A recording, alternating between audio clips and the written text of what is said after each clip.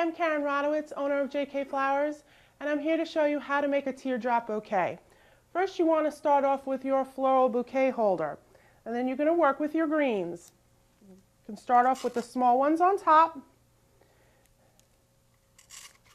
the larger ones on the bottom.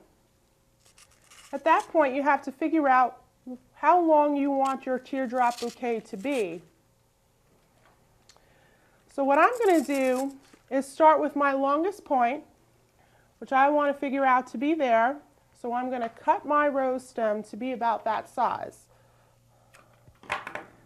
I'm going to place it in my bouquet holder, and now I know my teardrop will be at least that long. To center my bouquet, I want to do the next rose right in the center. And now I know the dimensions of how my bouquet is going to look. I then take the rest of my roses,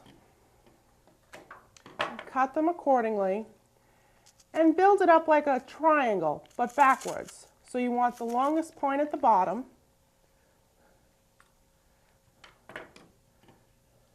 and work your way up.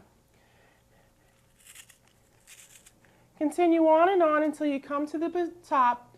Fill in with the rest of the roses. You can fill in with some small greenery, or even some filler flowers like these in between your roses. Once your bouquet is done, you can have a beautiful bouquet like this. And I hope that will be helpful. Karen Rodowitz, JK Flowers.